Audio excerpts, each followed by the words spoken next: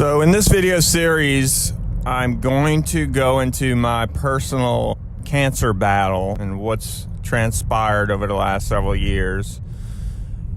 It's a crazy story. A lot of peaks and valleys, but mostly valleys. If you haven't seen my video, Lance Armstrong told me to shut the fuck up. At the end of that video, I alluded to the fact that I've also had a similar, what I called race against cancer, as Lance Armstrong did, but many years later. So I'm going to finally tell that story, and I'm calling this series the Tour de Cancer. And I hope there's something you can take out of it, whether you have cancer, whether you've been diagnosed, whether you don't have cancer. I think there's some things that happened to me that you can draw inspiration from, hopefully, in any situation that life throws at you. So let's get started. I lose track of time, but it was a handful of years ago. I noticed this lump in the crease of my right leg and groin, kind of where, you know, if you're wearing like a bikini or underwear, it's right in that right crease, very close to reproductive organs, if you know what I'm saying. I kind of thought it was probably a lymph node or something that just popped up. Didn't think much of it, but I noticed it wasn't going away after a while, and probably should have gotten it looked at earlier. So one day my wife and I are in the shower together. When you have 4 kids, sometimes the shower is the only place you can actually have some alone time, and sometimes that doesn't even work. But I remember being in the shower and I showed it to my wife, and she's like, "You should probably get that checked out." I would say it was probably the size of a bean, maybe a pea, somewhere in between. I've had so many things pop up in my life. It's almost like your body's like the little boy who cried wolf, and you're thinking, "I'll go away, it's nothing." But a couple of weeks later, I finally took it serious enough to go get it checked out, and that day my life changed forever. I set an appointment with my primary care doctor, laid on the table, he looked at it, felt it, and I could see immediately he was concerned. And that was just the start of many, many frightening looks on doctors' faces that I would face over the next several years. And he immediately told me, "You need to get this checked out, and you need to get it checked out now." And I'm calling my oncologist friend, and I'm going to see if he can see you today. And I'm like, wow, my head's spinning. This is fast. So I went literally from one doctor's office to another within a matter of 30 minutes. And I saw this oncologist, and his face was much the same as my primary doctor, and immediately pretty much told me that it doesn't look good and we need to get a biopsy. So that struck serious fear into my heart, into my wife's heart. The worst part about getting this kind of news or information or potential information is the wait. There's such a long wait. The fact that I saw a doctor that fast was pretty amazing, but the time it took to get the biopsy, to get the results, which I'm going to get into, it feels like an eternity. So let me get back to the biopsy. Yep, that's a lot of fun. You go in and they poke it, and like I said, it's in a very sensitive area. And they go in there, they take out a piece of it, the tumor or whatever. They send it off to a lab, and then you get your results. But I remember being on the like they'll do an ultrasound before they stick it, and I could even tell from the ultrasound guy who's seen this a bunch, and I tried to pump him for information. He kind of was like, yeah, it's what I'm seeing, and the activity and the sound and what it's doing, it doesn't look good. And then from that point on, I just kind of knew. I was like, oh my God. And one piece of advice I would give to anyone going through this is to not get tempted into going to Google and trying to figure it all out yourself, because that part is a nightmare and it's hard not to do. But you start seeing and reading things that really freak you out, like chances, life expectancy. You know, you start trying to guess on what type of cancer it could be, because sight seeing, they pretty much told me this is cancer, but you know, the biopsy will tell you for sure. So I end up eventually going to get the results from the same doctor that I saw a few weeks earlier, I'm assuming, I don't remember. And he told me it was cancer. And I had what was called an epithelioid sarcoma, which is very rare. And to take that information, that moment where they verified to me, was heavy. They start giving you pamphlets about cancer, and it's just really hard to wrap your mind around. At that moment, you're getting these pamphlets, and they're just kind of like, look, you know, shit's about to get real, essentially, or shit just got real, basically. And it was a mind fuck for sure. And it just made the anxiety even worse, because now I had more stuff to Google. Now I knew what kind it was, and oh God, it was a nightmare. And on top of that, my wife was pregnant. So I'm gonna end here. This was the end of stage 1, I'll call it. And stage 2 will be coming soon. Check back. Take care. Check your lumps.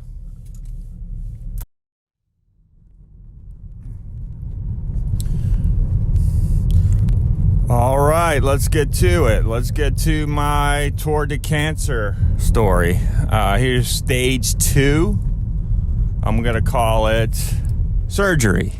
And we last left off where I was officially diagnosed with an epithelioid sarcoma in my groin. And here's what happened next. Because the sarcoma tumor was very close to, how do I put this? The base of my penis. Not the tip, but the base, like way down there. It was bumping up against it. And very delicate position that could really cause a lot of problems for me. So my oncologist sent me to a surgeon to look over my scans and decide how or if we're even going to do surgery. So that's weighing on my mind, as you can imagine. And I alluded to this in the last video, the time it takes to actually get things done and going from here to there, and it is just agonizing. And that's a criticism I'm going to levy against the healthcare industry, or whatever you want to call it. I mean, I'm walking around with what I consider a time bomb in my groin, and it just seems like there's no sense of urgency. You know, I spent weeks getting to this referral to meet with this oncologist cancer surgeon. And when I get there, he's just kind of looking at the scans for the first time. He decides he's not the one to do the surgery. It's not his level of expertise on where this thing is located. So he refers me to another surgeon, which I then have to make an appointment with, go see. Now, I'm glad he did in hindsight, because Dr. Martin Fleming ended up being my surgeon, and thank God he was. So now I go through that process, I get everything approved, months go by, and I'm on the table to finally get surgery, which was my first surgery ever. Never even had a broken bone. Now, I've crashed a lot in bike races. I've had a lot of road rash, as they call it, but I've never been under the knife. But honestly, I wasn't nervous. I was actually counting down the weeks, days, because I couldn't wait to get this thing out of me. So I got the surgery, cut this thing out of me. And in my mind, I'm like, whew, thank God, I should be good now. At least hoping.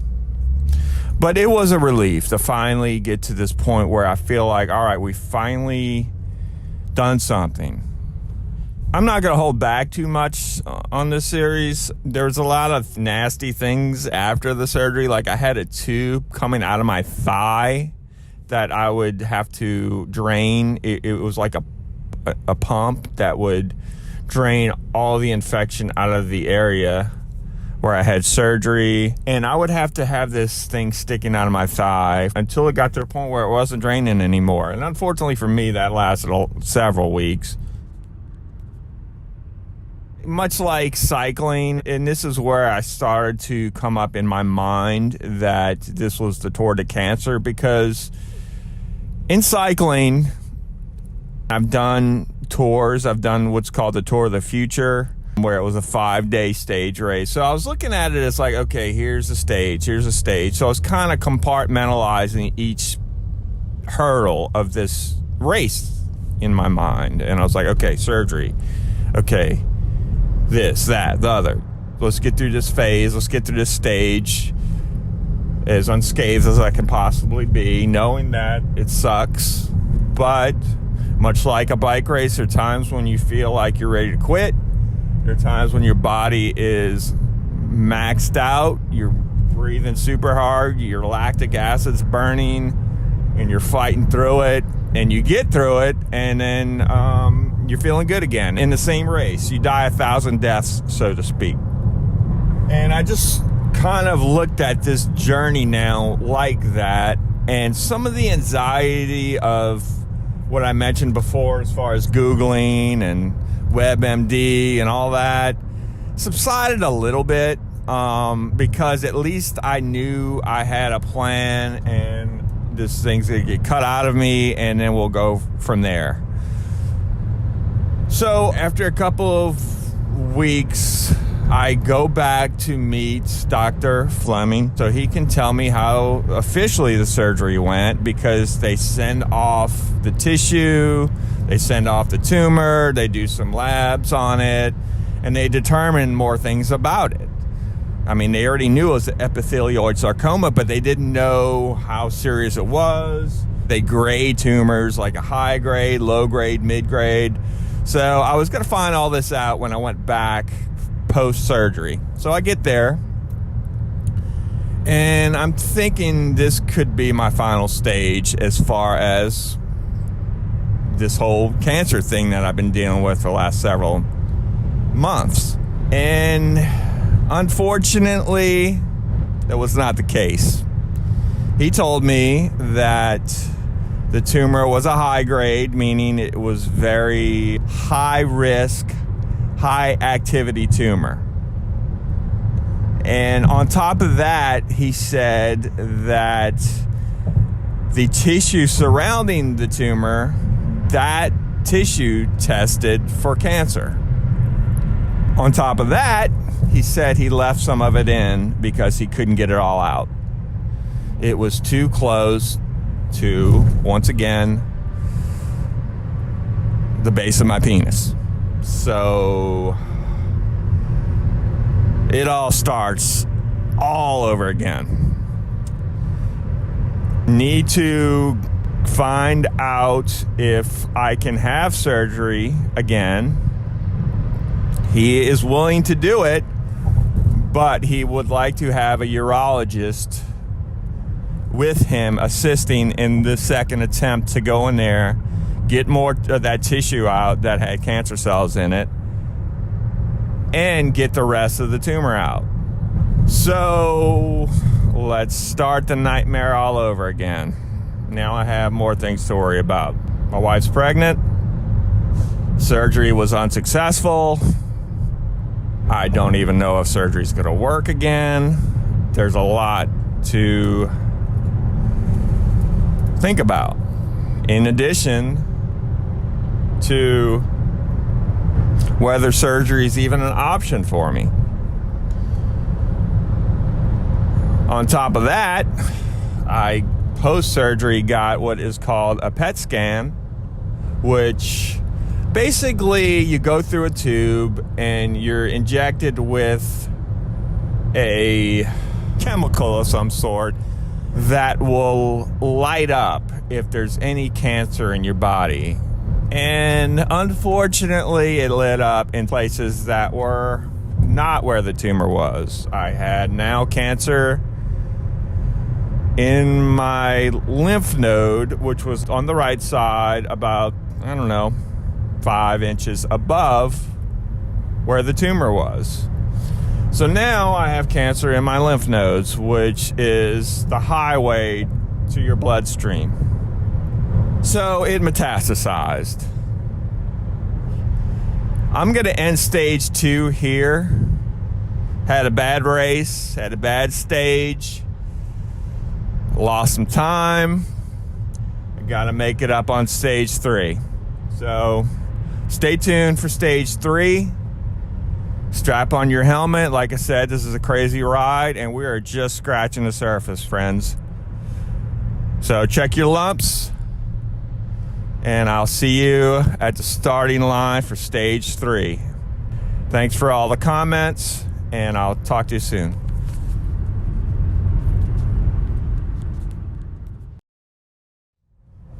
All right, hope you had your coffee or espresso, which is what I like. We're about to start stage 3. We last left off, my epithelioid cancer metastasized to a lymph node. Wasn't sure about surgery and all that, so this is what happens next. Dr. Fleming sends me to a urologist that he would like to see if this urologist would do my surgery with him. To go back in there, get that piece of tumor still in there, and get some more skin out of there that has cancer cells in it. I went and saw Dr. Zachary Kaur. He's a urologist, and he walks in and he goes, "So you're the 2%er, huh?" And I'm thinking, yeah, I sure am, thanks. But it was funny.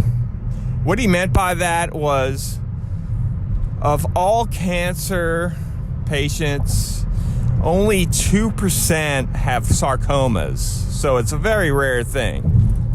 Of that 2%, only 0.5% have epithelioid sarcomas. So you're getting real into the rarefied air. It's usually in the hands, the legs. It's just rare to even have one where I have it. But he pretty much scared the shit out of me about the risks of surgery. And one thing I wanted to mention is, after these really scary doctor appointments, from the ones I mentioned earlier to this one, life goes on. Like, it doesn't stop because you got diagnosed with cancer. My kids still need health insurance. We still need to pay the mortgage note. And not to mention the constant medical bills that I'm still paying to this day.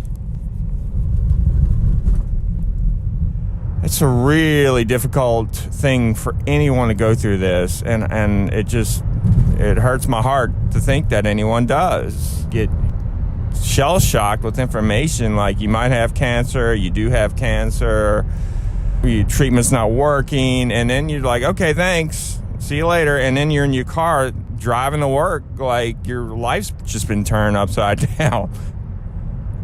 But back to the story. I elected to do it. So fast forward another couple of months, I'm on the table for round 2 of surgery. But this surgery was a little bit more complicated as well because they also had to take out that lymph node. He took out that one lymph node and he took out, I believe it was 9 others around that lymph node, because if the cancer traveled, it would have hit those lymph nodes more than likely. So they took those other lymph nodes around it out. So after the surgery, I come out of the anesthesia, I wake up, and I'm in the waiting room with my wife. And Dr. Kaur comes in, and he didn't scare the shit out of me this time. He actually said, we got it. We got that tumor out that was left. And I wanted to hug him. You know, it was really good news. My wife finally got some good news. So that was a major hurdle. So we got through that. And they did tell me that I could go home, but they wouldn't recommend it. But I'm a very stubborn, strong-willed type person. I'm going home. I get up out of the wheelchair and I almost pass out. My wife said I turned white, and I fell back in the chair, and immediately everyone was like, "No, you're staying."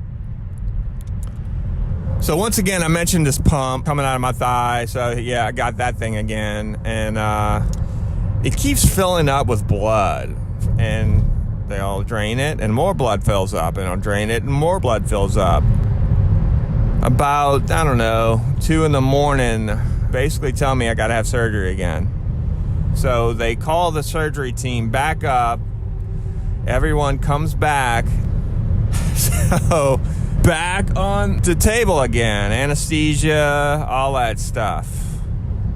A blood vessel was nicked and I was losing blood. So I needed a blood transfusion. They needed to go in there, repair it.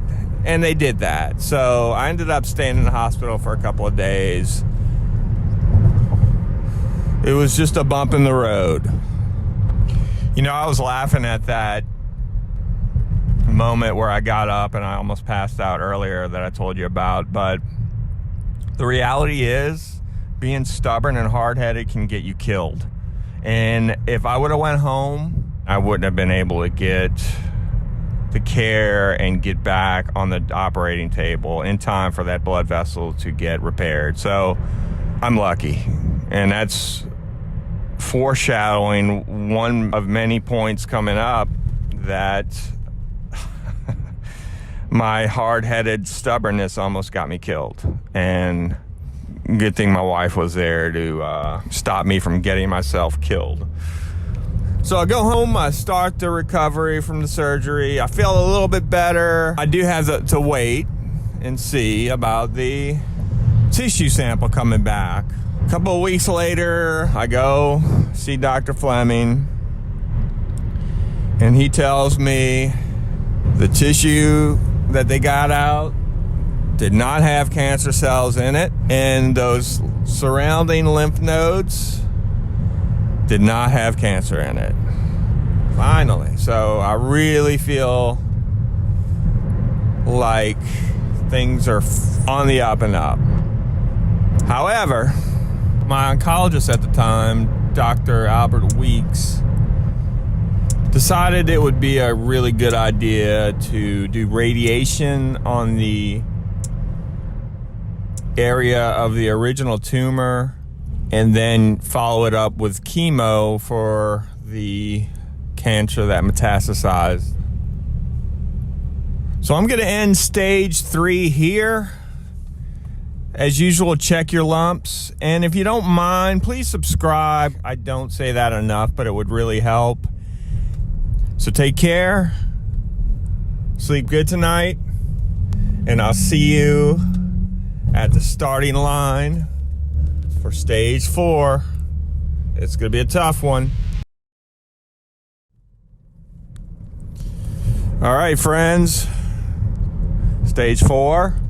We're going to be doing some radiation, and I'm going to go into a little bit of details on that. But first, I wanted to start, and I feel like I just kind of need to reset because we're about halfway. Reset my goals, reset our goals as a listening experience.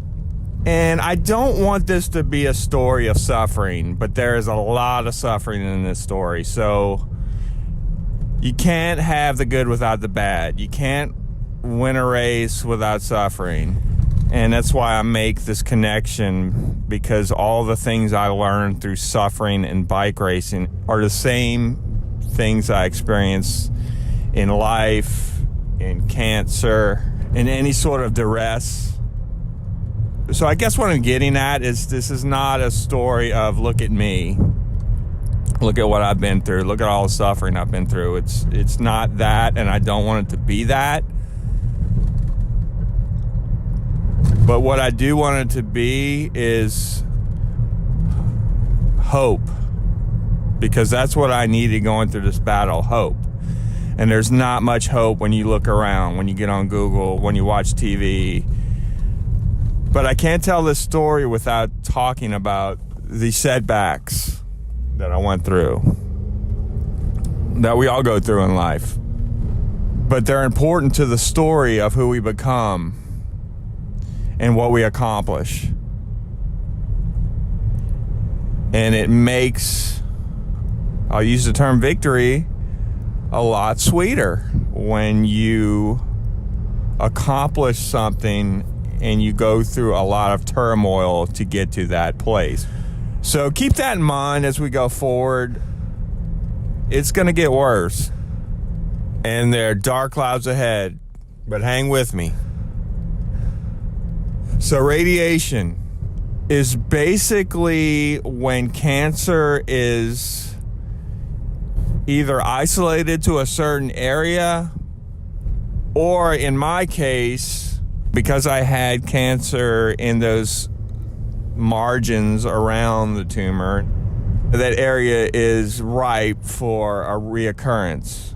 So they just want to obliterate with radiation that area in a fine-tuned approach. The reason for chemo is because it did spread and made it to an area outside of the tumor, which was my lymph nodes. It shows that this cancer has spread. Because of that, chemo is a whole body approach, and it pretty much wrecks the entire body trying to eradicate the cancer. So I had a double whammy, I guess you'd say. But in my mind, I'm like, let's go. You know, this is what needs to be done. This is what's going to give me the best sleep at night, and I can handle the suffering. And, you know, when you're on a starting line in a bike race, your heart rate's low. You're feeling kind of relaxed. The real suffering hasn't started yet. But there's no doubt you are going to suffer in a bike race. You are going to hurt. And there's going to be times when you want to quit. I go every day, 5 days a week for 6 weeks. At 7 in the morning, it would take about, I don't know, an hour by the time I get in, get out. And I go to work because, once again, need to pay the bills, need health insurance. So my radiation doctor, Dr. Ballo, did tell me, look, the first 4 weeks are going to feel like a breeze. That 5th and 6th week's going to be tough. But you know me by now. I'm like, whatever. I'll be all right. That 5th week, I was in tears. I was on the table, and I don't know what happened, but it just all hit me at once. The pain, the emotions, the just 5 weeks in a row of being in this tube-like kind of thing. And it all just came out. I just started bawling. I mean, tears started flowing. I just cracked. It just finally broke me at that moment. And radiation techs, they came out and they were so sweet. I mean, they really were. Because they see you every day and they get to know your story, and their whole goal is to make you feel comfortable. And I could see they were feeling for me. Dr. Ballo was like, we need to move into pain management phase. Because it's all systemic, you know. You hurt physically, and then it starts to hurt you emotionally. So that's kind of what happened. And then they gave me some pain pills, and that was good. I liked it. So we're going to end here. We made it through unscathed. Well, not necessarily unscathed, but you get the idea. Still alive, still around, still have a chance. Still feel like I'm taking the path that I needed to take. Wife's getting bigger, meaning she's pregnant.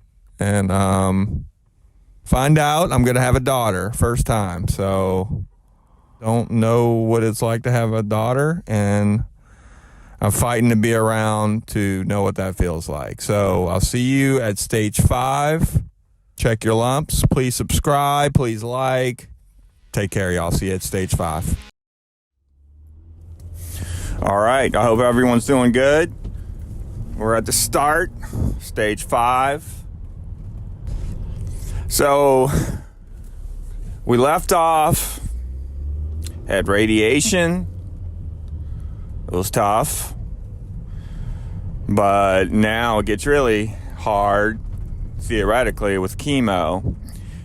When people hear chemo, they don't really know really what that means, I think. I could be wrong. I'm just going from my own experience before learning all this stuff about cancer firsthand and treatments. But like I said in my last stage, chemo is kind of like a whole body approach. It just obliterates many cells, good and bad, in order to get the bad. So it doesn't distinguish, oh, this is a bad cell, let's kill this cell. No, it just kills them all, because that's the only way it can happen. So that's why people get really thin, lose hair, get sick, all that stuff.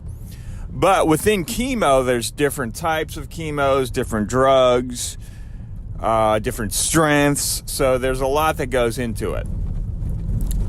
My doctor, Dr. Weeks, did some research, and because sarcomas are, like I said, rare, there's not like this perfect treatment for sarcoma. Oh, sarcomas use this chemo drug or use that chemo drug. So what they do is they kind of look at the research and look at soft tissue sarcomas and what has been used prior and what has been the most successful.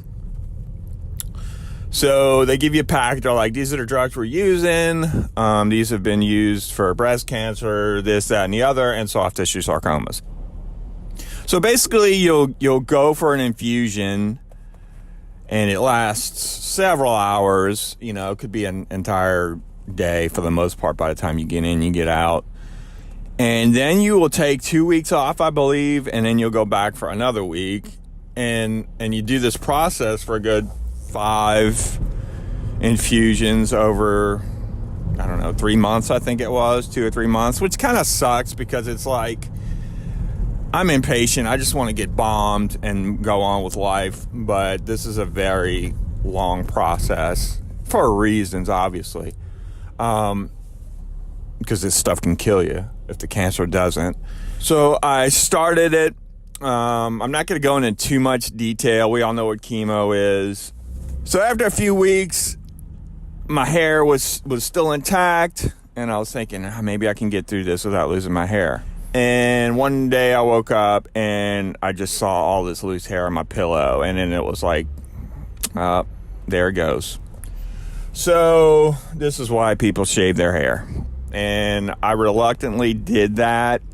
One of the reasons I didn't want to do that is because, like I said earlier, I was working. And not just in work, but in everyday life, I just didn't want to be seen differently. And this is my own deal. Other people are different. This is just my own shit I'm talking about here. Some people cope differently. For me, I want to internalize it, and I don't want anyone else to know. And it's hard to hide something like this when you're bald all of a sudden. One day you had a full head of hair, next day you're bald. So I didn't want people to say, oh, he's going through cancer or chemo or poor him.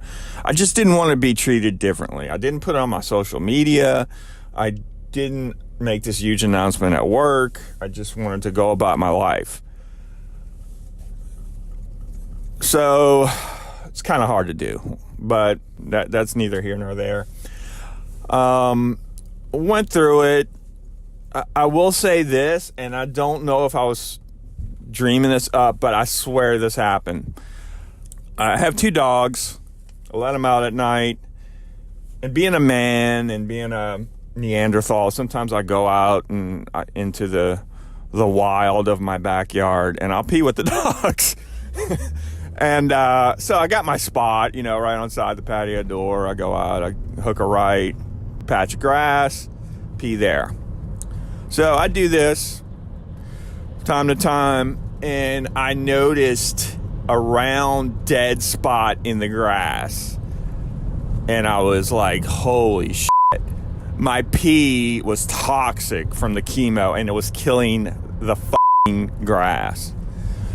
Now that makes sense, because they do say there are a lot of things going through chemo that you have to be careful about with your loved ones that are also living in your house. Like, you have to have your separate toilet. This is why. So yeah, I thought that was crazy. Yeah, I made it through chemo. My wife came to my chemo treatments and sat with me while we watched, what were we watching at the time? A lot of Bosch, which is a detective show on Netflix, I believe it was. So my daughter was born while I was going through chemo. Everything went well with that.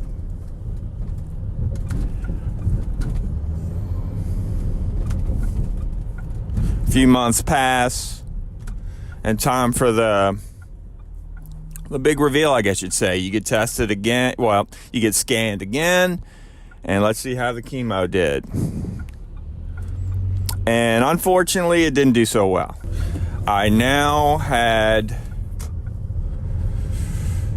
cancer in my hip bone and my lungs. Yep. So, just when you thought things couldn't get any worse, it gets worse. And it gets really worse. I remember in those early days I told you about, when I was doing research and on Google and on WebMD, and I remember seeing stats, and I remember seeing lungs attached to those stats, and I remember seeing some things that really would come to roost at this point. Scary shit. Lung cancer ain't nothing to fuck with. Neither is any cancer, but lung cancer is definitely not. And at that point, I thought, this can't be happening. There's points in a bike race where the race is really getting hard and people are starting to get dropped, and the pack is getting smaller and smaller, and you're still in the thick of things, and you're really stretched to the limit, and then that little gap opens between you and the leaders. And you are absolutely giving it all you have to stay up with it, because you know if that gap opens anymore, you're not going to close it, and your chances of winning or whatever your chances of winning or getting on the podium are slipping away. And that's the way it felt at this moment. It felt like my life was slipping away. On top of that, I just had a daughter. I've got 3 other kids that rely on me. We're a 1-income family, and there's a lot to think about, obviously. On top of that, I remember watching this show Breaking Bad previous to cancer and thinking, oh my God, that would suck to be Walter White. How horrible. Get lung cancer, give birth to your first daughter, and through it all, it's hard to find humor, but I kind of embraced the comparison, and at work they started calling me Heisenberg, and I like that. I would go, I'm the one who knocks, and if you're a Breaking Bad fan, you'll know what that reference is. So yeah, I'm living Walter White's life all of a sudden, which was a nightmare to watch, and I'm thinking, just like Walter White, if anything happens to me, I need to leave my family with something. So meth, hell, rob a bank, something. But that's fantasy. What you got to do is what's next? What can we do next that might get me through this? So we'll end the stage here. I'm going to say we got one more really hard stage, then things are going to get a little bit better. So hang with me.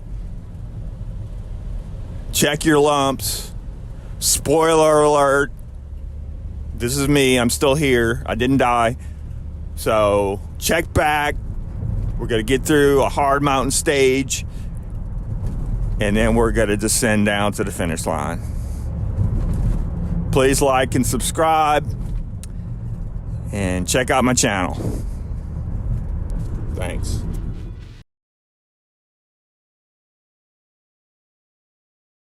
But in stage 5, I gave you an example of a bike race scenario where the leaders are slowly starting to open a gap between you and themselves. And at that point, it's a crucial point, because from experience that when that gap opens and things really get cooking, that gap usually widens and gets to a point where they're out of sight, and then naturally becomes out of mind. So that's what the last stage felt like at the end. There's always a chance that the race ahead slows down, and if you can recover and get kind of back into a rhythm that's going a little bit faster than that lead pack, you can actually catch them again. So there's always a chance within realistic scenarios, and sometimes miracles do happen. So there's always that, and that hope. So now the lung thing was pretty heavy, obviously, but I also had this hip bone issue, which seemed small in comparison to the new news. So we have to take care of that first. I did radiation on that. It was a different form of radiation that did not go over 6 weeks. It was actually 3 days, and it was really powerful dose, I guess you'd say. I never had any complications from it. It didn't even really feel like it happened, but it did the job. In the meantime, I decided to change doctors. I felt like Dr. Weeks kind of tried everything he felt was best. And I also realized the level of specialty a sarcoma type cancer is. There was another doctor in the same clinic, Dr. Portnoy, who, looking at all the doctors, he seemed to have the most in sarcoma knowledge. So that was the best option.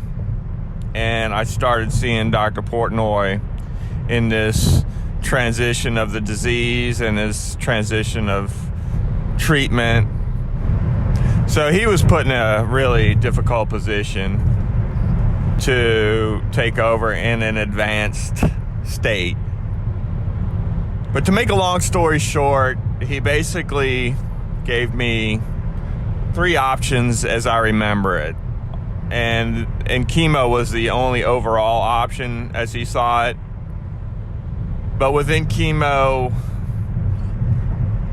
3 options that ranged from mild side effects to medium side effects to heavy side effects, meaning less potent to very strong.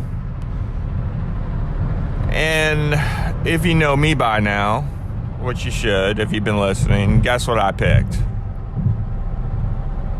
Number 3, of course.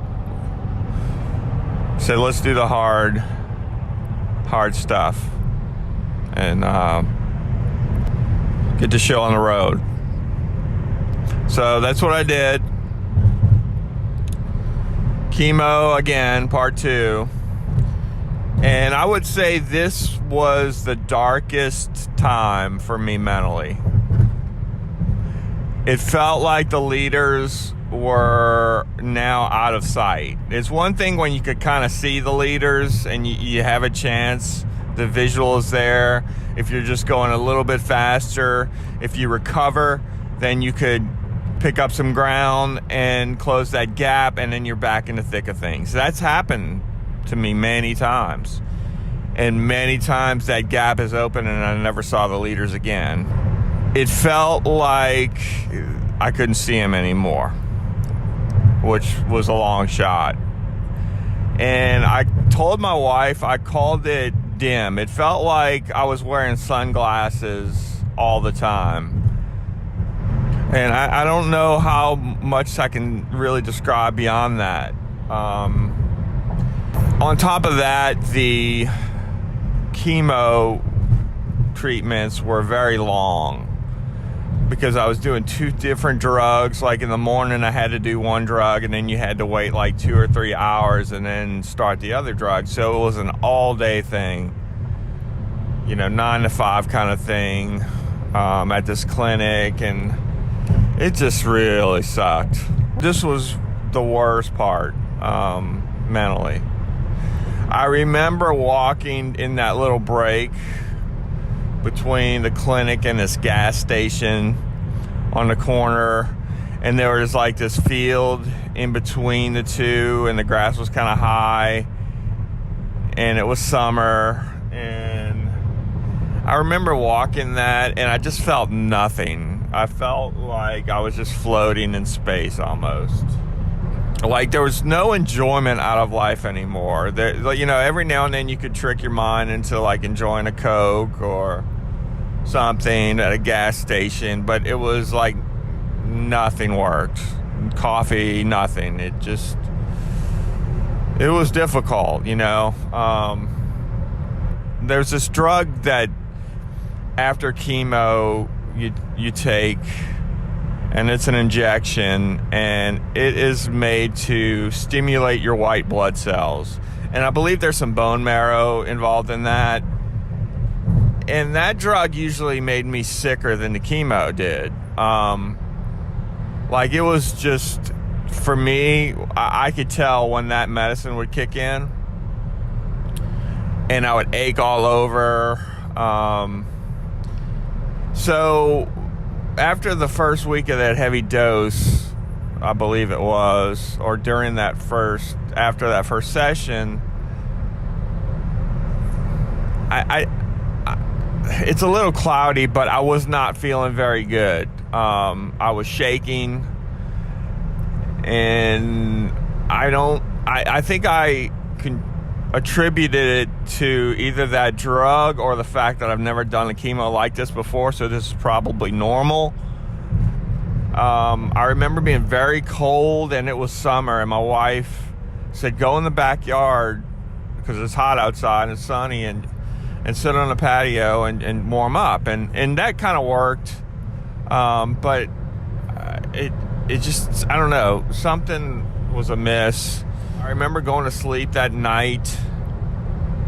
I remember being very achy, very tired, and apparently during the night I was moaning about my legs. Now, I don't remember that, but I woke up like any other day. I had to go to work, and it was like my legs stopped working. It was like they were almost paralyzed. I couldn't get out of bed. My legs just were detached from my hips. It was like nothing was left. There was no muscle power left to raise myself up out of bed. And I had to go to the restroom. And my wife tried to, carry me, but it was dead weight. And the only thing I could do was just sit on the corner of the bed. And still at this point, I was thinking this is normal. But it was definitely on the fence mentally, but thank God my wife took over and her instincts kicked in, and she didn't waste any time, and she called 911. And she told me she did that, and I think her expectation, or I think what she said was, look, I know you don't agree with this, but I did it anyway. I was just thinking it's probably better to be safe than sorry. And this was the first time I was actually in an ambulance. They picked me up. I remember laying down in the gurney and looking at the street lights and trying to guess where I was. I figured they'd pump me up with fluids and then everything would be fine, I think, at this point.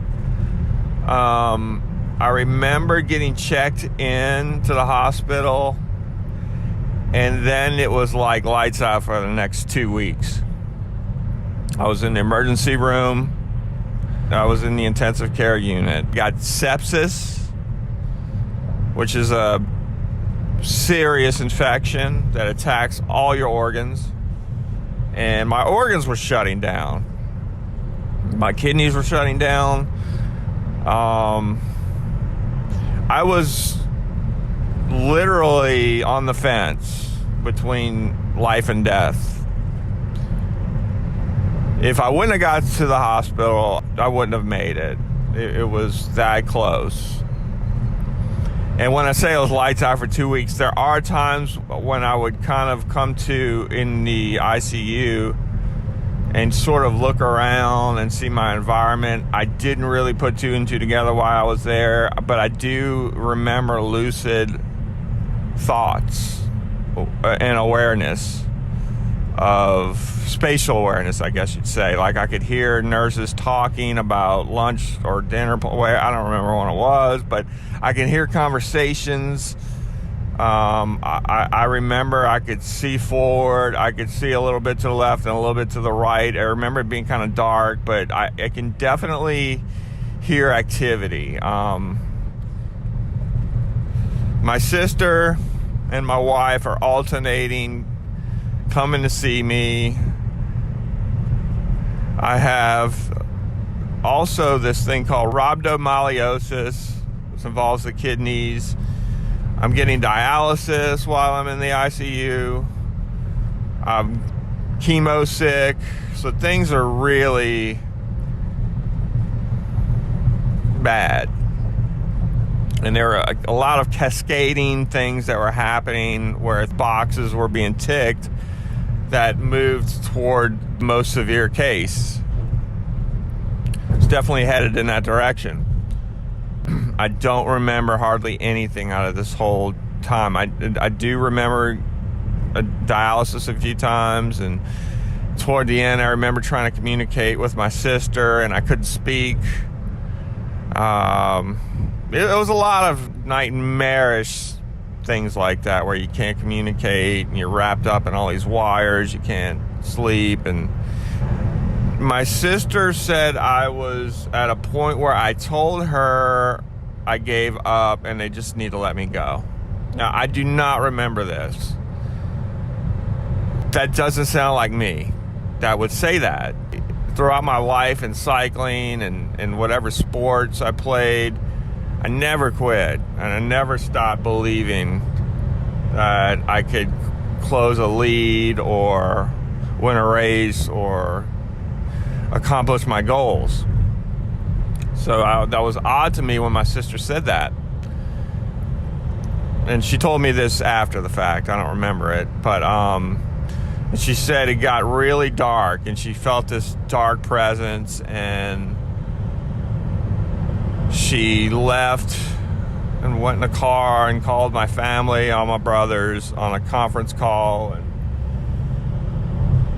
it was just crying, and she doesn't feel really good about this. Things are not looking good, and she told them what I told her, and she said she didn't blame me for feeling that way. So it was really bad, and I think this was the closest it came. But she said at some point later she came back. I don't know if it was immediately, but she said I popped up, which is something I couldn't do, like a sit-up. She said I popped up and I started talking about my deceased father and deceased grandmother, my dad's mom, and how I either saw them and they scared me or something like that. And she said I went back down, and then a few minutes later I popped back up again, and I started saying the same thing about how my grandmother and my dad, and I was scared. And she interpreted it as they were telling me to come back to life, that it's not my time, which seems very accurate, I would say. I don't remember this, and I do think this is what would be called a near-death experience. But not all near-death experiences are people remember them or saw the light. I didn't see any of that. I don't even remember this. It was spoken to my sister. And from that point on, my recovery began. And we'll end the stage on that. The recovery began. All right, so thank y'all for hanging in. Check your lumps, and we'll go on to stage 7. Subscribe, please, and like. All right, stage 7. Let's go. So in cycling, there's a phrase called "die 1,000 deaths," and basically it means in any given race, you will want to quit, and then you'll feel good again, and then you'll want to quit. You'll just go through so many different phases of overcoming that, and overcoming depletion, and overcoming mental barriers of wanting to stop when physically you're at your limit or anaerobic threshold, or lactic acid in your muscles. It burns. So you can die 1,000 deaths in one race and still win, or get on a podium, or finish, or whatever you want. And very much this Tour de Cancer that you've been on the ride with me through the first 6 stages have been like that. Mostly downs, very few ups, but there've been times when I felt terrible the entire race, and then somehow at the end I just started feeling good and had a great race. So that happens as well. So there's always, as I say, hope. And let me reiterate, the reason I'm telling this story is not a look at me story.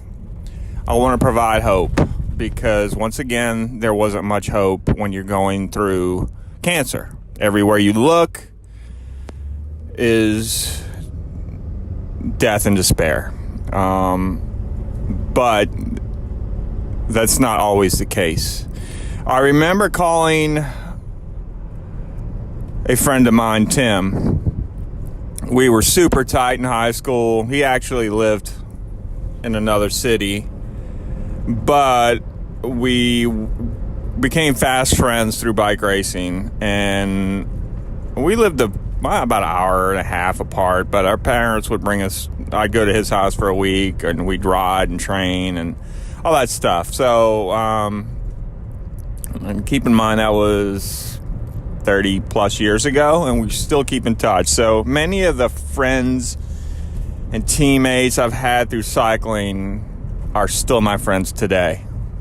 And Tim is one of them. And Tim is a doctor in cancer. And I remember talking to him, and he was really good to bounce things off of. I don't know, just kind of get another, not opinion, but another perspective, and tell him things that I forgot to ask my doctor, or things that I didn't understand. Then you have all these thoughts after the fact. So he was great for that. But I remember after I got the news that I had multiple lesions in my lungs, and that were biopsied, which is no fun, by the way. They go in there and hopefully not puncture your lung to get a biopsy. And I remember going to the grocery store on the way home from work, and I was panicking for the most part. And I just asked, have you ever seen patients go in with a bad case of cancer and then become cancer-free? And he says he has. He says he's seen people walk in that you would never think would recover. Cancer all over the place. And somehow they just respond to treatment, and it happens. Now, that's something that you don't see much on the news or on TV shows, because there's always a main character in a TV show that has cancer and it's dying, which is no fun to fucking watch when you're actually going through it. So I always took that from Tim, and I just put it in my back pocket. And that was a little bit of hope that I needed, and that I needed to focus on. That the race isn't over yet. Certainly not looking good, but it's not over. So we last left off, I had a near-death experience. I popped up, and I said the recovery began. But it was rough. So that moment after I popped up, I was awake. I was asking for pizza. I was asking for milkshakes. I still couldn't get out of bed. I mean, I was f***ed up. Don't get me wrong. My legs were still not working. I was a shell of myself. Practically a skeleton. There were so many complications. I'm just going to plow ahead, and there are just some things I'm going to have to skip. But trust me when I say there was little things that I was having to deal with in addition to the major things. The next step was to go from the ICU into a regular room. I was now in a regular room. I was recovering, lucid, awake, hungry, thirsty, all those things. But I was wrecked. My legs wouldn't work. There's no way I was going home anytime soon. So I spent another couple of weeks in the hospital trying to get to the point where I can actually go to a rehab facility and try to walk again, because there's just no way I can go home at this point. But it was better than I was. Eventually, a couple of weeks passed, and they brought me to a rehab facility. Now, this was during the peak of COVID. No vaccine was out. COVID panic was huge. I could have no visitors in rehab. I couldn't see my wife. The only time my wife could come and see me was through my room window. We would actually see each other through the glass and put our hand up to the glass, and I would joke about the Melissa Etheridge song, "Come to My Window." It's funny now, but it was actually kind of sad, just to be cut off from family for that long. I watched a lot of HGTV. I watched a lot of American Pickers, the History Channel. They asked in the beginning, "What are your goals?" I said, in 2 weeks, I'm going to walk out of here. And during that 2 weeks, I slowly started to get out of bed. And I remember the first time, it was hard, but I actually got myself out of bed into a wheelchair, wheeled myself to the restroom, and actually did it on my own. And that was a big deal. That was a major accomplishment. I made a joke to a friend of mine. I said, there's nothing that strips your dignity like in a bedpan and having someone else wipe your ass. But I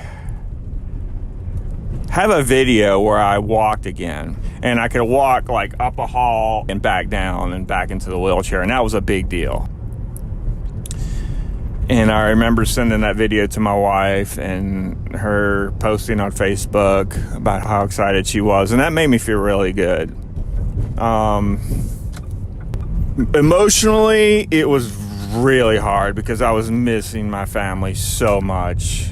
It's been over a month. I haven't seen them. It was brutal. I would FaceTime them, and my wife was like, hold it together," and it was rough. It was like holding back an avalanche of tears.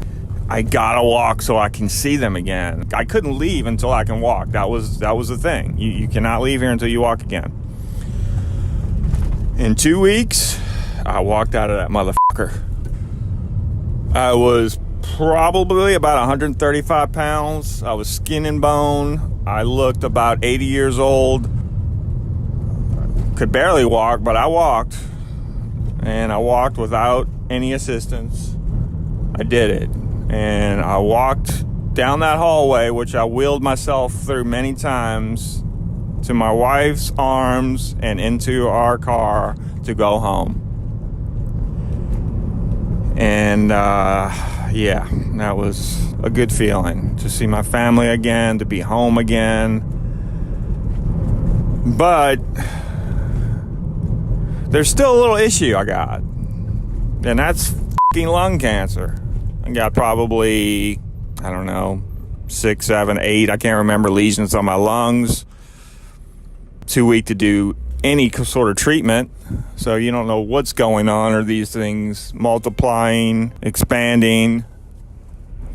But I guess the way I rationalized it is kind of like cycling. You die 1,000 deaths, and I was dying deaths and I was recovering. I was dying and I was recovering. So I just looked at it like I've done throughout this series. I think you might have hopefully noticed it. I just kind of take it one step at a time. It's like, okay, I'm here.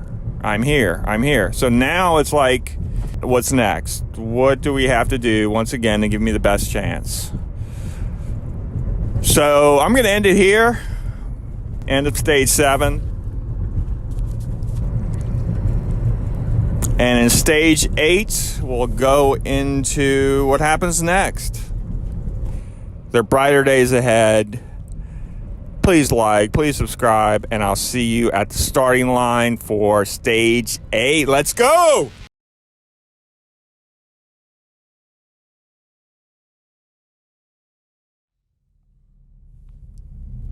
Stage 8. I'm going to start with a little Tour de France story. I've been following the Tour de France, I guess, since Greg LeMond won in '86. He was the first American to ever win the Tour de France.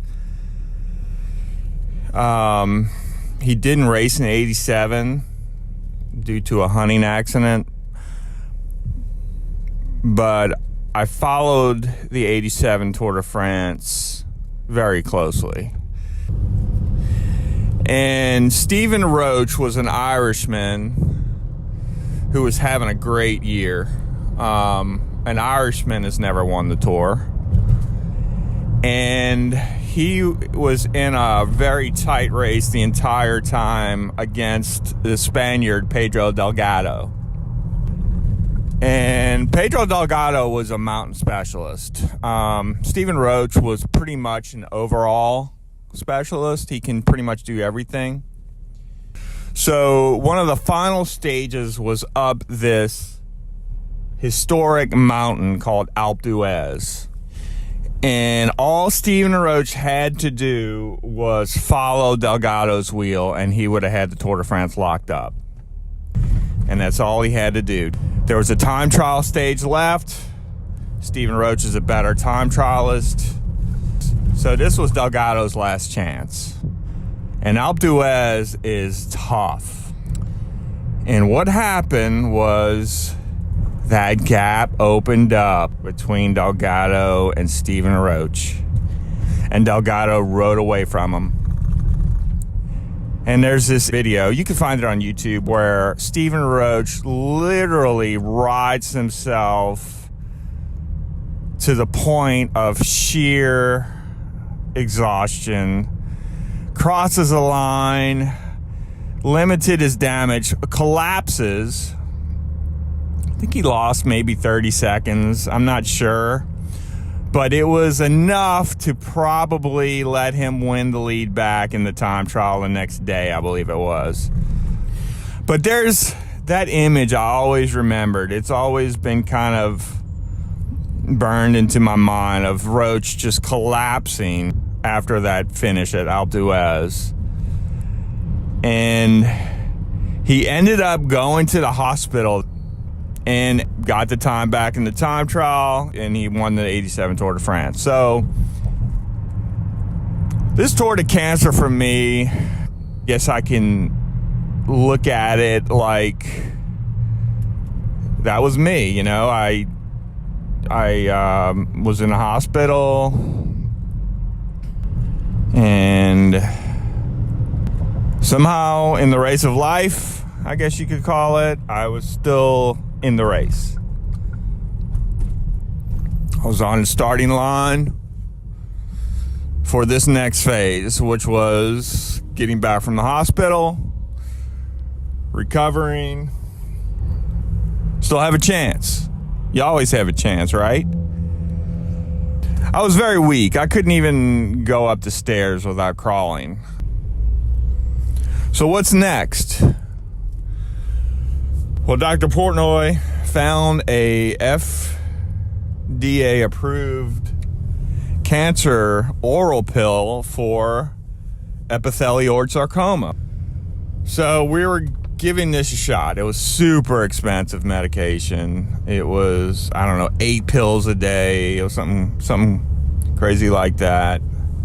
It just seemed like the best option. Chemo, I was way too weak for that.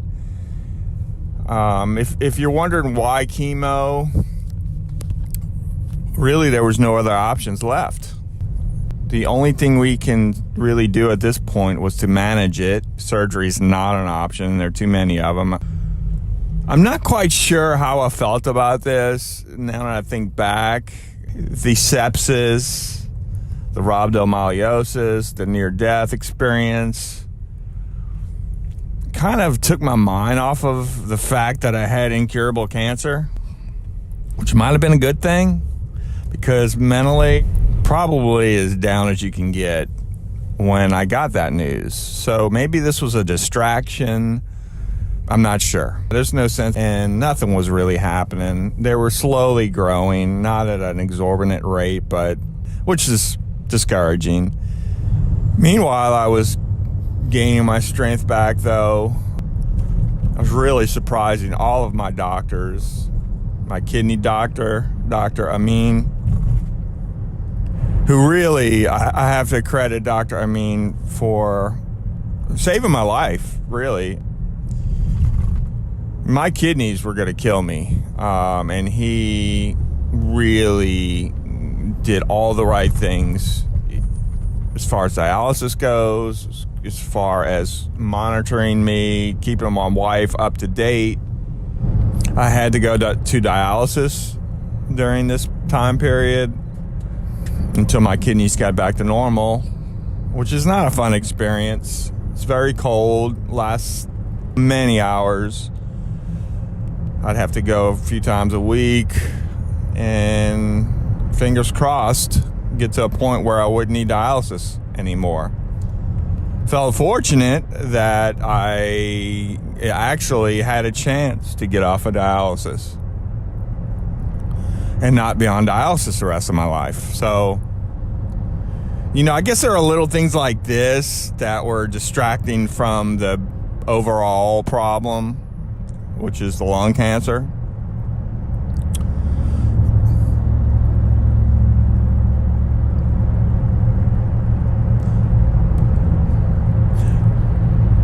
All being considered, it was just nice again to be home, to actually be able to walk, talk,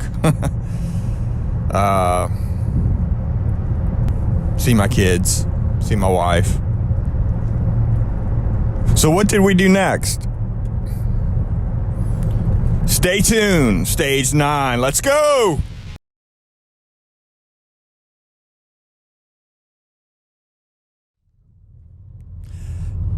So I left you on a cliffhanger that last stage. It just felt right. I don't honestly know the next words out of my mouth. It's something I've been thinking about for a long time, and it's just kind of coming out. Throughout this series, my intention was to draw parallels between competitive cycling and my cancer battle, because that was my frame of mind going into it, and how I kind of competitively battled it myself, and my outlook on it, and how I compartmentalize things, and honestly how I drew confidence in it. I was never the greatest cyclist in the world. I'm no Lance Armstrong. I didn't win a whole lot of races. My proudest aspects of my cycling years was just showing up, just starting, because I started as a very shy, thin kid, with confidence issues. I was nervous a lot, and I conquered that.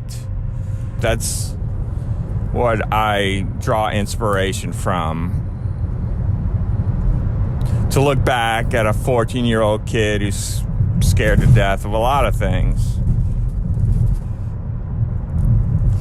But it's not just cycling. It could be football and the Hail Mary pass. It's just kind of a wing and a prayer. And I said a lot of Hail Marys during this time. The Catholic boy in me came out strong. I'd find myself up having anxiety in the middle of the night, and I would say the All Father and the Hail Mary repeatedly until I fell back to sleep. Which brings me back to my cliffhanger. What did we do next? Well, that's a discussion I had with Dr. Portnoy, and he suggested doing a trial. And a trial is basically trying something that's never really been tried before, or something that is in the process of getting approved. I asked him, isn't that sort of like a last resort? And he said, we don't look at it that way anymore. He mentioned two places.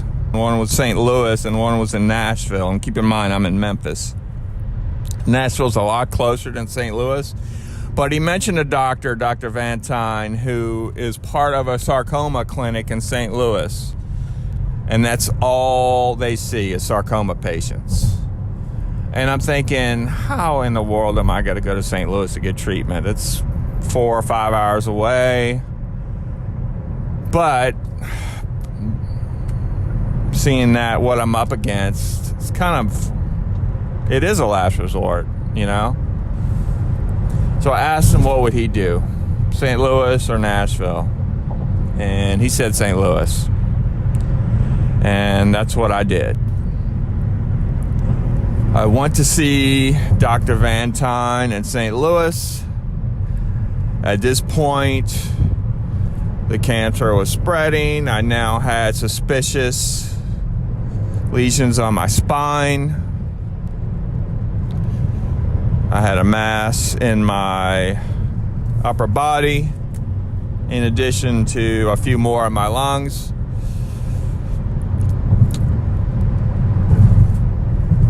So let's do it. I go see Dr. Van Tine. He's doing an immunotherapy trial that I qualified for. And I would have to go to St. Louis once a month for the next 2 years. Sometimes twice a month in the beginning. And it would be an infusion much like chemo is, but immunotherapy is not necessarily the type of drug with the type of side effects generally that chemo would have. And everyone in this trial would basically do the same thing. We all had sarcomas, we all had different types of sarcomas, and this was a one type of immunotherapy drug and treatment regimen that we're all taking, and good luck. I would get scans every 6 weeks. And 6 weeks after my first scan, I'm in the waiting room with Dr. Van Tine. My brother came with me, and we were waiting, and Dr. Van Tine walks in with a sheet of paper. And when you're going through this, you look at every clue and every word your doctor says, every facial expression he makes, whether he walks in with a sheet of paper, whether he doesn't. You're reading into everything, and I'm thinking, what does that sheet of paper mean? He says, how you doing? I said, well, I feel good. Minimal side effects. My hair's not falling out, so I can't complain. And he says, well, you're about to feel a lot better. And I looked at my brother and I was thinking, did he just say that? Because I haven't heard that in a long time.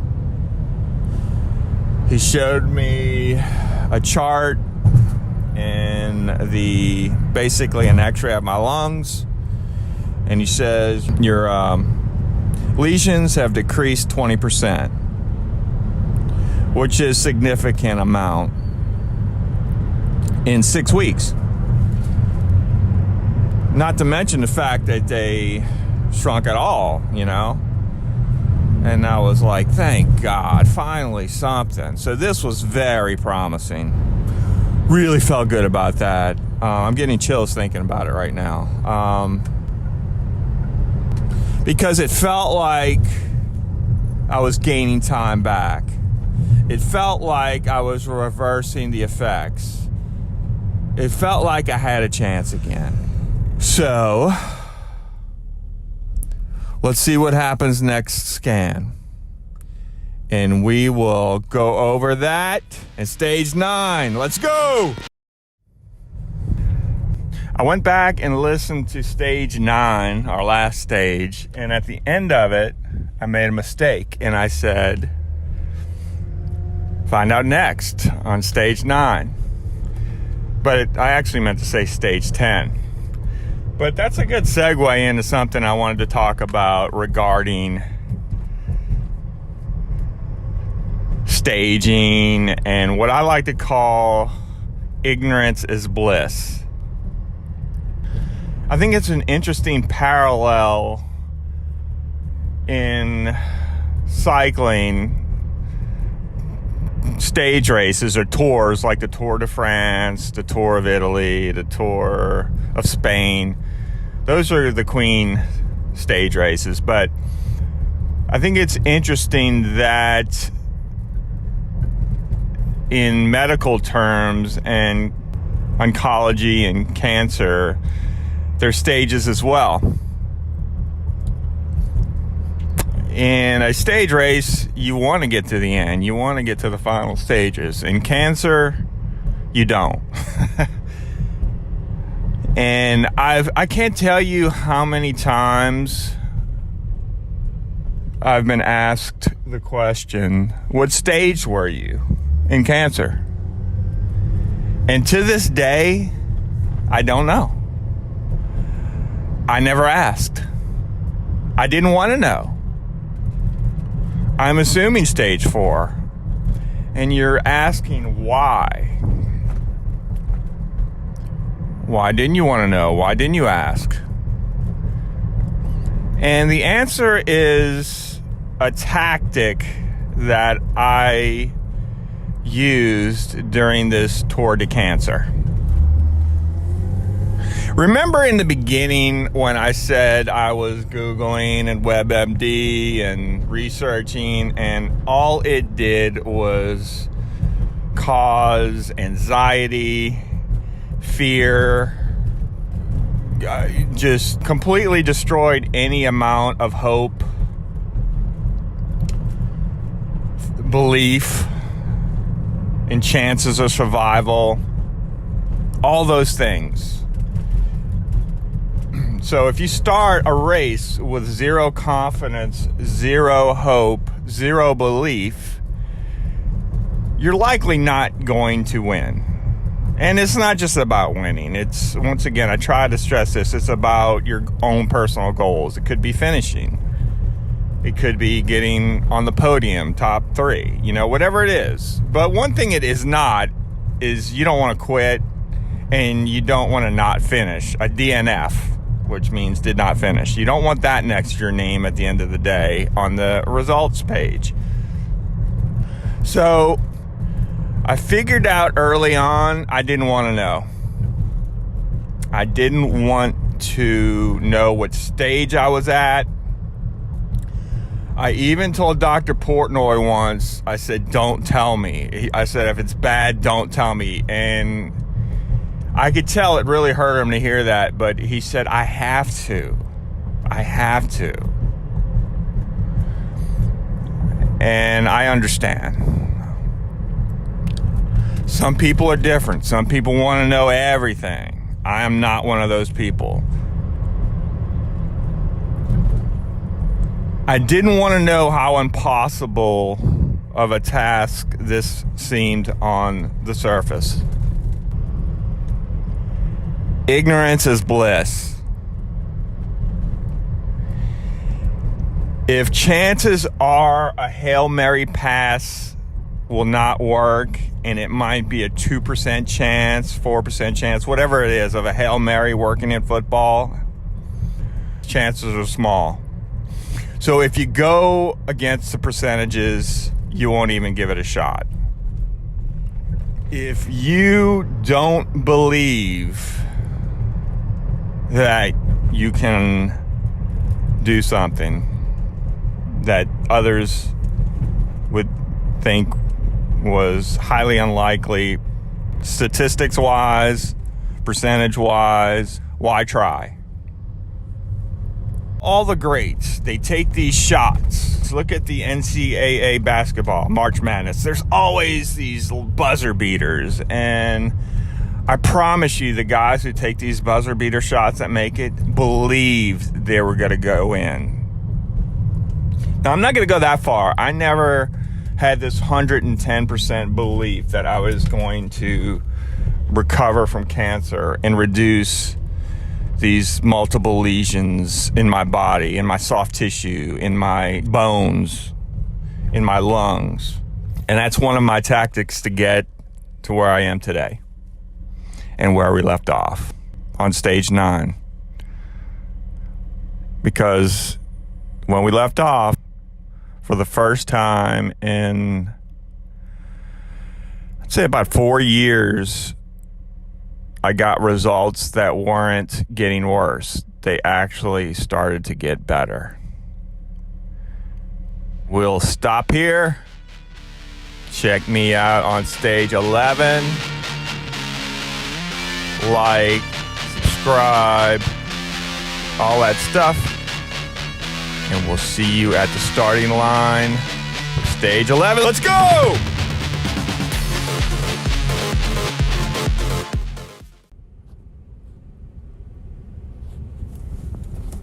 I'm not sure I explained this good before, but every 4 weeks I get an immunotherapy drug infusion, and every 6 weeks I get scanned for 2 years.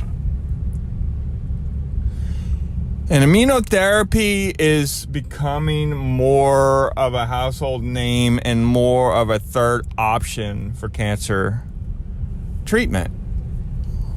It's just not there yet. In my experience, in most people's cancer journey, you start with radiation if it hasn't really spread. If it did spread, you do the carpet bomb, chemo. And then after that, I mean, you know, you just got to kind of find something. Now, immunotherapy is really coming on strong. And what it is it's an infusion of drugs that stimulate your immune system to recognize and to destroy them, in a nutshell. The reason it's not an option yet is because each cancer patient has a histogram, I believe it's called, and it's basically an identity, a location of cancer, stage, type, all those things. And if immunotherapy hasn't been used yet for that specific histogram, then it's not an option yet. And some people it is. I did not fit that mold. My histogram did not fit immunotherapy as an option for me. So that's where these trials come in. In other words, it's not approved yet. It hasn't gone through the stages to get approval, to get FDA approval. So it's done in a clinical trial setting, and that's what I was doing. And the goal is to find more research and more pathways for immunotherapy to reach more people's histograms and as a treatment option, especially in sarcoma treatments, because it's needed and it hasn't gotten there yet. It's not as toxic as chemo, but it doesn't come without risks.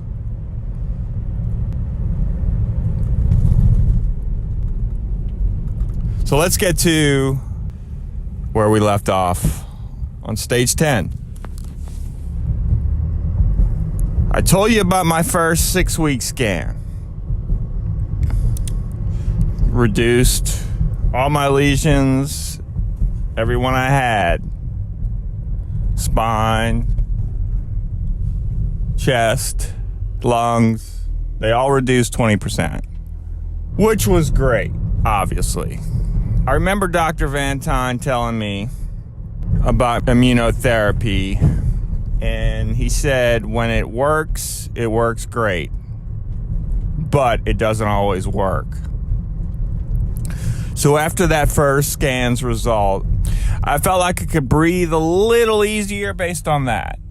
It felt like it was going in the right direction, and it was working, and working well. He also warned me that generally with immunotherapy, the tumors get bigger before they get smaller. So that first 6-week scan, I was expecting that, and it went in the opposite direction. So that was a good indicator of possible things to come. But we're human. We're sometimes waiting for this other shoe to drop. And there've been a lot of shoes to drop, stages 1 through 9, that you've heard, especially early on. Honestly, probably 3/4 of the race has been nothing but shoes dropping. So going into that next scan and the results, it's always agonizing. It's always nerve-wracking. And you sit in this waiting room in the doctor's office waiting for your doctor to come in and tell you, well, it's usually bad news, but, you know, I had finally some good news. And he came in, and drum roll, please. They reduced another 40%. So they're down like 60% in 12 weeks, which is just insane. And this is when I finally started to believe. Because, like I said, I'm human, and I was expecting a fluke. Oh, maybe the CT scan was malfunctioned, or maybe, you know, this is just the universe f***ing with me and getting my hopes up just to bring me back down like it has. But no. I'm down 60%. All my lesions, some of them are gone. I'll get these x-rays of my lungs, and you could actually see them shrink. You know, it's like 6 weeks, here's what they look like. 6 weeks later, here's what they look like. 6 weeks later, here's what they look like. And some of them were disappearing, and the other ones were getting smaller and smaller, each lung, right and left.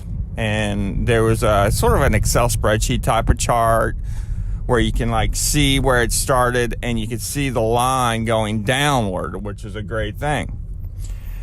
And there was some other information on there, but I started to get to what was called a partial response. I think partial response is like 70% reduction, and it kind of hovered there for a while, but then I set my sights on, I sure want to see complete response, which means 0 complete response. And then I started like wanting that. I started wanting to bite off more than I could chew. I started to want more. I want more. You know, when you win a race, it's a great feeling, but then all of a sudden you want more and you want more. And I may not have won the Tour de Cancer, but I want to win a stage. So come back and see if I get that elusive win.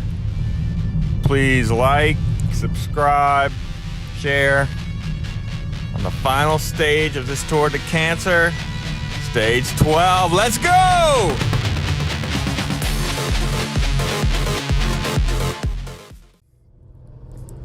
On the final stage of the Tour de France, they end on the Champs-Élysées. They do a couple of loops, and it's a really prestigious stage to win.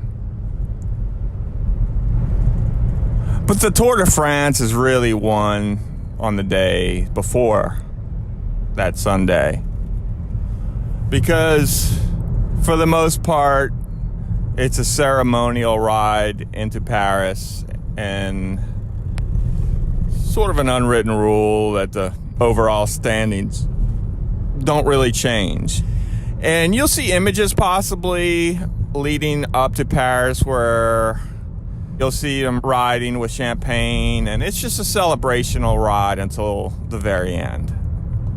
And today's going to be that.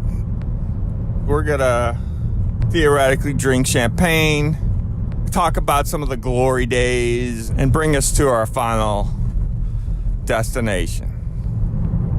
If you notice the thumbnails on this tour, all 11 stages, including this one, minus one stage, and on the one today is a picture of me winning a race.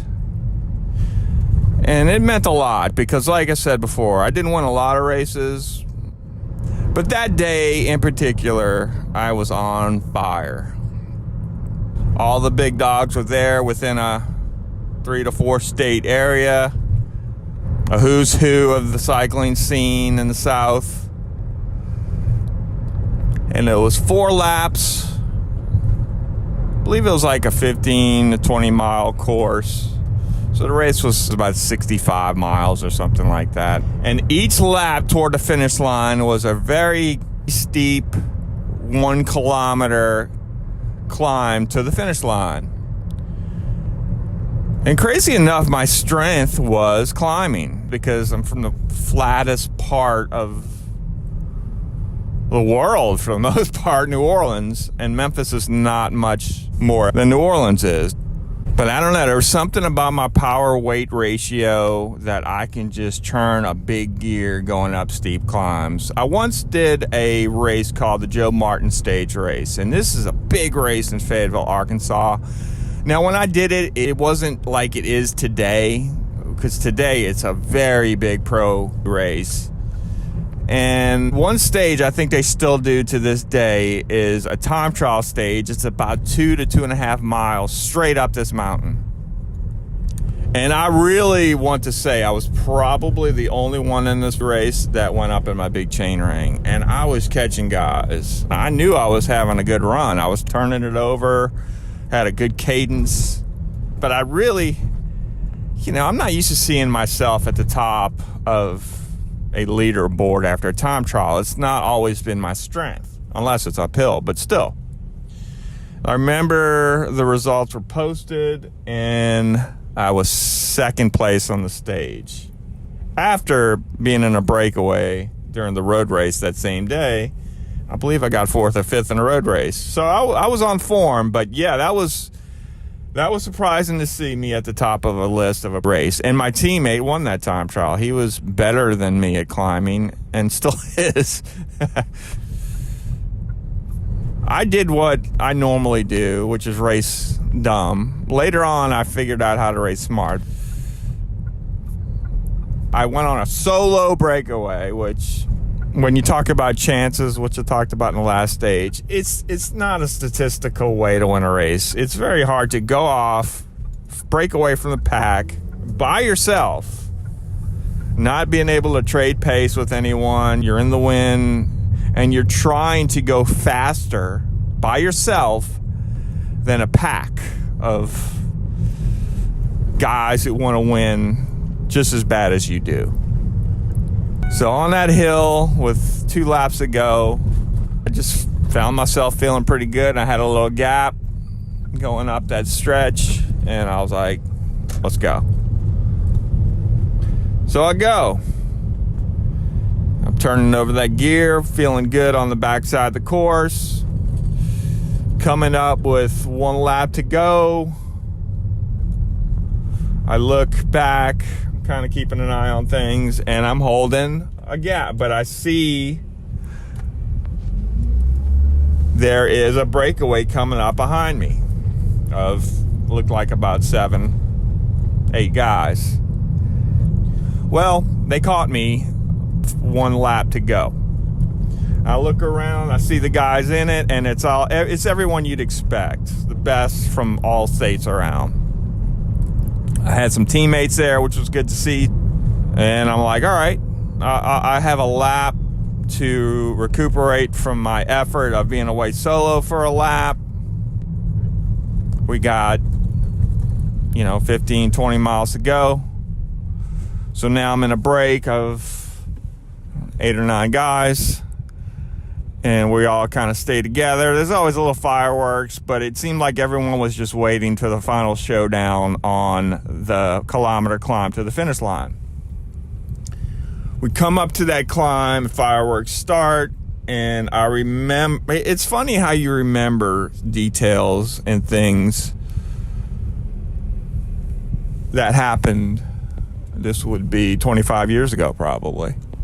I remember that climb, and I remember just kind of looking around, and there were 5, and then there were 4, and then there were 3, and I look around, and there's no one really behind me that has a chance between me and the finish line. And I look up, and there's a guy who is a really good time trialist, and I could see the finish line coming up, and now it's just math.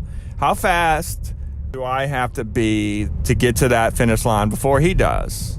And it played out just like it needed to, and I had enough speed and enough power to ride up to his wheel, and with about 100 meters to go, I just sprinted around him. Threw my hands in the air. Thank God someone had a picture. And it's a day I look back on with great pride. So when you don't win a lot, you remember the ones you do. And I won this stage in the Champs-Élysées. Or in my case, I-55 between St. Louis and Memphis.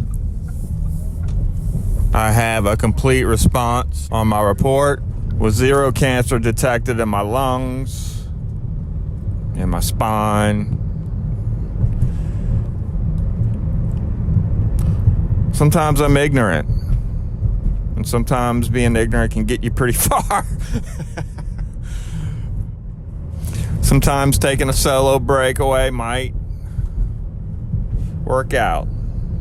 Sometimes a Hail Mary pass does result in a touchdown. So thanks for listening to my tour to cancer. Subscribe to my channel and like, share, comment, all that stuff. And if you could, check the description in the videos. There's some Cash App links.